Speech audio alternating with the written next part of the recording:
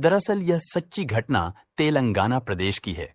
यहीं हैदराबाद का एक थाना लगता है मीरपेट, और मीरपेट थाना क्षेत्र की एक कॉलोनी लगती है न्यू वेंकटेश्वर कॉलोनी।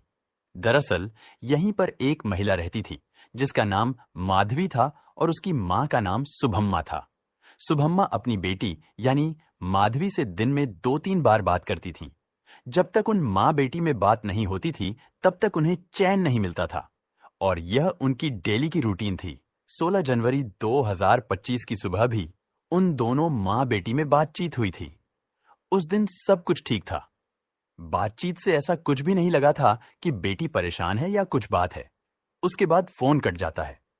जब दोपहर का समय होता है तो एक बार मां ने फिर अपनी बेटी को फोन लगाया, लेकिन इस बार नंबर स्विच ऑफ आ रहा था। मां सुभम्मा को लगा कि हो सकता है फोन की बैटरी डिस्चार्ज हो गई हो और इसलिए नंबर बंद हो गया हो। 2-3 घंटे बीत जाते हैं। मां ने अपनी बेटी को फिर से फोन लगाया, लेकिन इस बार भी फोन नहीं लगा, यानी उसका फोन अभी भी बंद ही था। इसी तरह से करते करते कई घंटे बीत जाते हैं, लेकिन उन दोनों में बातचीत नहीं हो पाती है। अब मां से नहीं रहा जाता।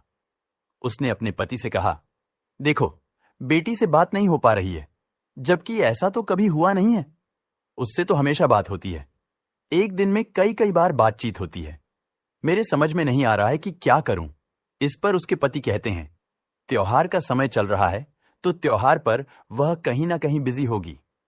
तुम भी बार बार फोन करके उसे परेशान करती हो, जबकि तुम्हें उसके फोन का इंतजार करना चाहिए। अब 16 जनवरी का दिन बीत जाता है और 17 जनवरी आता है। मां ने फिर से बेटी को फोन लगाया, लेकिन नंबर अब भी बंद ही था। सुबह से दोपहर हो गई और फिर शाम हो गई। अब मां से बर्दाश्त नहीं हो रहा था। उसने अपने दामाद को फोन लगाकर पूछा। दामाद ने कहा, हां, वह यही थी, लेकिन नाराज हो गई है और नाराज होकर कहीं चली गई है।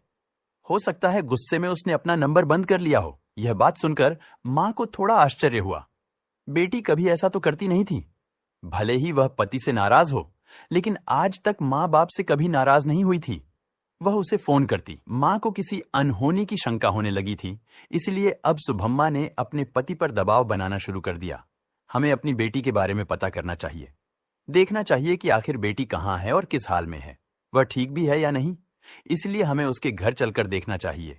18 जनवरी 2025 को पति और पत्नी अपनी बेटी से मिलने के लिए उसके घर आ जाते हैं। उनके दामाद यानी माधवी के पति का नाम गुरुमूर्ति था। उसने माधवी के माता पिता से बताया, दरअसल जो पोंगल एक पर्व होता है जिसे अपने यहाँ यूपी, बिहार, झारखंड में मकर संक्रांति कहते हैं, उसी तरह साउथ में यह त्योहार पोंगल के रूप में मनाया जाता है। यह त्योहार कई दिन तक चलता है। लोग अपनों के बीच में इस त्योहार को बड़ी खुशियों के साथ मनाते हैं। माधवी जिद कर रही थी कि उसे मायके जाना है। बच्चे अपनी बुआ के घर पर थे और यहाँ पर यही दोनों पति पत्नी थे। दरअसल माधवी के 2 बच्चे थे और दोनों बुआ के घर पर थे। उसका कहना था कि यदि वह भी मायके चली गई तो वह अकेला हो जाएगा, इसलिए मैं नहीं चाहता था कि वह मायके जाए।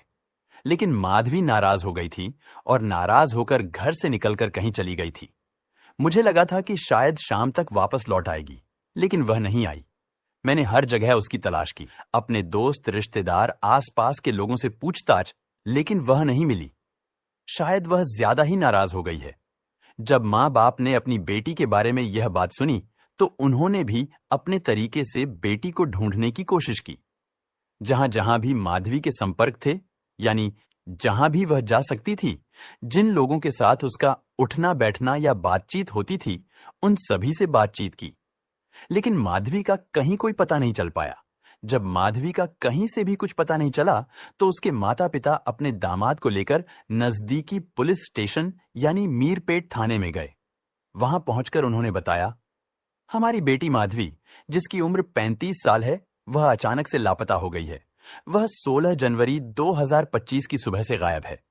अभी तक उसका अता पता नहीं है। जब उन्होंने गुमशुदगी की रिपोर्ट दर्ज कराई तो पुलिस ने रिपोर्ट दर्ज कर ली। पुलिस ने रिपोर्ट तो दर्ज कर ली थी, लेकिन शुरुआत में उन्होंने इस मामले को गंभीरता से नहीं लिया। जब पूछताछ के दौरान पुलिस ने उसके पति गुरुमूर्ति से पूछा, तुम क्या करते हो? गुरुमूर्ति ने बताया, मैंने इंडियन आर्मी में लगभग 17 साल की सेवा दी है।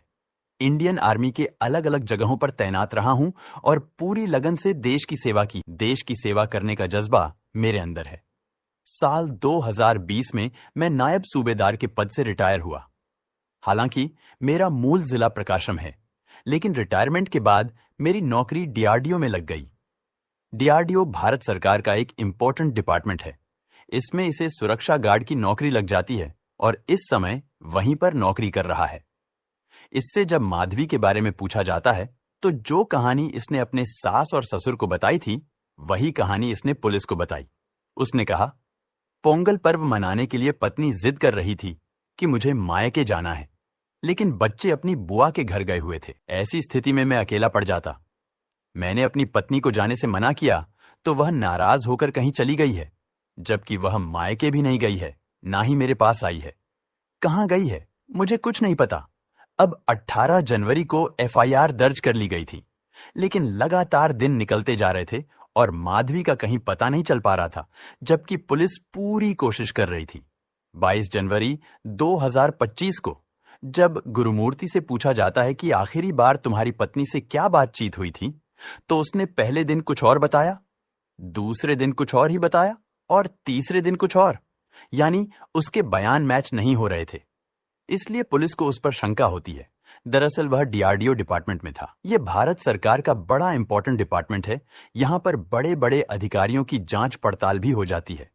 इसलिए पुलिस उससे उतनी सख्ती से बातचीत नहीं कर रही थी जितना शुरुआत में करना चाहिए था। वैसे भी वह इंडियन आर्मी में नायब सूबेदार के पोस्ट से रिटायर हो चुका था, इसलिए पुलिस उसके साथ बड़ा अच्छा व्यवहार कर रही थी। लेकिन जब उसका अलग अलग बयान बदलने लगा तो पुलिस ने यह बात उच्च अधिकारियों तक पहुंचाई और अधिकारियों से अनुमति मिलने के बाद पुलिस उससे सख्ती से पेश आती है। फिर वह उनके सवालों के सामने ज्यादा देर तक टिक नहीं पाया और वह सीधा पुलिस को लेकर अपने घर पहुंच जाता है। दरअसल उसके घर के आसपास के जो घर थे उनमें सीसीटीवी कैमरे लगे हुए थे और पुलिस ने जब उन सीसीटीवी कैमरे को खंगालने की कोशिश की तो उन्हें 16 जनवरी को माधवी घर के अंदर जाती हुई दिखी थी। लेकिन 16 जनवरी से लेकर अब तक वह घर से बाहर नहीं निकली थी। अब वह जब बाहर नहीं निकली थी तो पुलिस ने घर के हर एक हिस्से को देखा, लेकिन माधवी का कहीं भी कोई अता पता नहीं चल रहा था। इसी बात को लेकर पुलिस शंका भी कर रही थी और पुलिस ने जब पति से पूछा तो पति सबसे पहले उसे बाथरूम में लेकर जाता है।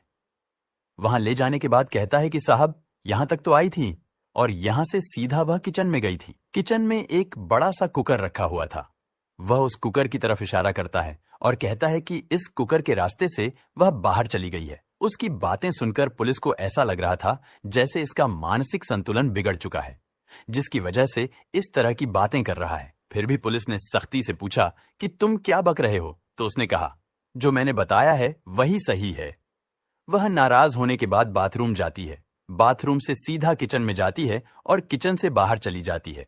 जो वह कहानी बताता है, पुलिस को यकीन ही नहीं हो रहा था जो उसने कहानी सुनाई थी। दरअसल वह इस तरह थी। 16 जनवरी 2025 की सुबह की बात है। माधवी जिद पर आ जाती है कि उसे अपने मायके जाना है और इसी बात को लेकर दोनों में कहासुनी शुरू हो जाती है और बात इतना बिगड़ जाती है कि वह अपनी पत्नी को धक्का दे देता है और जैसे पत्नी को धक्का देता है तो पत्नी का सर दीवार में जाकर लग जाता है और पत्नी जमीन पर गिर जाती है। जैसे पत्नी जमीन पर गिरती है तो उसे लगता है कि जैसे यह बहाने कर रही है, इसलिए वह उस जगह से अलग हट जाता है और कुछ देर के बाद वापस लौट के आता है। लेकिन पत्नी अभी भी वहीं बेहोशी जैसी हालत में पड़ी हुई थी। एक बार फिर वह उस जगह से चला जाता है और उसके 1-2 घंटे के बाद फिर वापस आता है, लेकिन अभी भी पत्नी वैसी ही स्थिति में पड़ी हुई थी जैसे पहले पड़ी हुई थी। अब उसका माथा ठनक गया था। उसने उसकी नब्ज टटोलने की कोशिश की और उसकी सांसें देखने की कोशिश की तो उसे आभास हुआ कि माधवी मर चुकी है। अब वह समझ नहीं पा रहा था कि आखिर वह अब करें तो क्या करें, क्योंकि यह बात अगर घर से बाहर जाएगी तो सब के सब यही कहेंगे कि तुमने ही अपनी पत्नी को मारा है। लेकिन यह एक एक्सीडेंट था, क्योंकि यह अचानक में हुआ था। अब ऐसी स्थिति में यहां से पत्नी को बाहर लेकर जाएगा तो कैसे लेकर जाएगा, क्या करेगा, क्या नहीं करेगा, उसके मन में सैकड़ों सवाल थे। वैसे भी वह अपनी पत्नी से पिछले 5 साल से तंग हो चुका था। उन दोनों के बीच किसी ना किसी बात को लेकर आए दिन झगड़े होते रहते थे। उससे वह पूरी तरह से छुटकारा पा चुका था और वह इस बात पर खुश भी था। वैसे साल 2012 में इनकी शादी हुई थी। इनके 2 बच्चे भी हो जाते हैं, लेकिन जिंदगी ठीक से नहीं चल रही थी। किसी ना किसी बात को लेकर आए दिन झगड़े हो रहे थे और जैसे जैसे वक्त आगे बढ़ रहा था, उसके दिमाग में कुछ आइडिया आता है। वह सोचने लगता है, क्यों ना अपनी पत्नी की लाश को ठिकाने लगा दे, क्योंकि ठिकाने लगा देगा तो किसी को इस बात का पता भी नहीं चलेगा। इसीलिए उसने अपनी पत्नी को उस जगह से उठाया बाथरूम में लेकर जाता है और बाथरूम में ले जाने के बाद उसके शरीर के कई छोटे छोटे टुकड़े कर देता है। उन टुकड़ों को करने के बाद अपने घर के अंदर रखे हुए बर्तनों में वह रख देता है। उसे डर भी लग रहा था कि कहीं ऐसा ना हो कि इसमें दुर्गंध आनी शुरू हो जाए, क्योंकि यदि दुर्गंध आने लगी तो वह अगर यहां से इन टुकड़ों को लेकर जाएगा तब भी पता चल जाएगा। इसीलिए उसने कुछ इस तरह से प्लान बनाया कि अपनी पत्नी के उन टुकड़ों को वह कुकर में लगातार उबाल रहा था और इस तरह से उसने पूरी बॉडी के पीसेस को उबालने में लगभग 72 घंटे का समय लग गया था। उसके शरीर की जो हड्डियां थीं, उसे छोटे छोटे टुकड़े करता है और उसे मूसल से कूटता है। कूटने के बाद मिक्सी मशीन में पीसता है और फिर सबको इकट्ठा करता है। उसके घर के पास में ही एक झील थी जो काफी बड़ी थी। इन सभी को झील के पास ले जाता है और झील में जाकर अपनी पत्नी के जो छोटे छोटे टुकड़े किए थे, जो मिक्सी मशीन में पीसे थे और जिसको मूसल से कुटे थे और कुकर में उसने उबाले थे, उन सबको वहां फेंक दिया, यानी कि झील के अंदर फेंक दिया। और झील के अंदर फेंकने के बाद वापस घर आता है।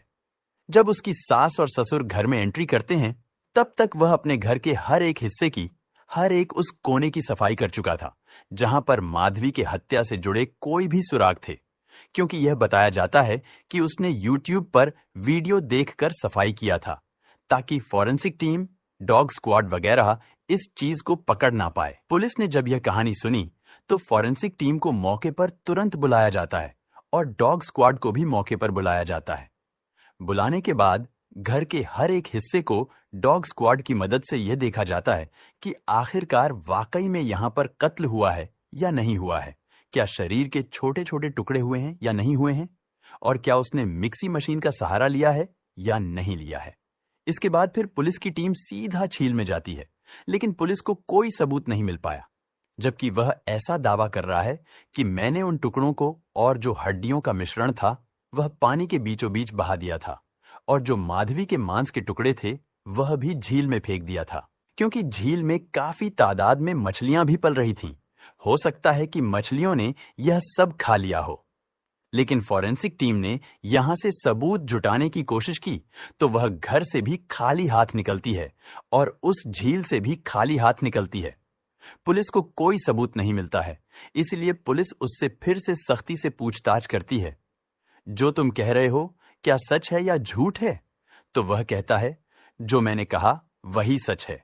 लेकिन पुलिस को अब तक कोई ठोस सबूत नहीं मिल पाई है, यानी कि 27 जनवरी 2025 तक भी पुलिस को कोई ऐसा सबूत हाथ नहीं लगा है जिससे यह साबित हो सके कि उसने अपनी पत्नी को इस तरह से कत्ल किया है। पुलिस अभी इस मामले की जांच पड़ताल में जुटी है। साथ ही जो कमिश्नर साहब हैं, वह मीडिया को अपना बयान देते हैं और कहते हैं, हमने जो इसके बयान सुने हैं, अभी इस बयान को हम पूरी तरह से सच नहीं मान रहे हैं। इसके बाद भी बहुत सारी चीजें हैं जिन्हें देखने की कोशिश की जा रही है कि इसमें कितना सच है और कितना झूठ है। लेकिन अगर माधवी की लाश नहीं मिली या उससे जुड़े हुए कोई सबूत नहीं मिले तो यह मामला अदालत में ज्यादा दिन तक टिक नहीं पाएगा, और मामला ज्यादा दिन तक अगर नहीं टिका तो यह भी एक कहानी रहस्य बन के रह जाएगी, क्योंकि पुलिस जो सबूत जुटाएगी वही सबूत अदालत में पेश होंगे। क्योंकि अदालत कभी दलीलों पर नहीं चलती बल्कि सबूतों और गवाहों के बयानों के आधार पर चलती है। अभी पुलिस इस मामले की जांच पड़ताल में जुटी है। जैसे ही इस कहानी के बारे में और कुछ अपडेट आएगा तो हम आपको कहानी के माध्यम से बताने की कोशिश जरूर करेंगे। दोस्तों, इस घटना को सुनाने का उद्देश्य किसी का दिल दुखाना नहीं है, किसी को परेशान करना नहीं, बल्कि आपको जागरूक करना है, आपको सचेत करना है।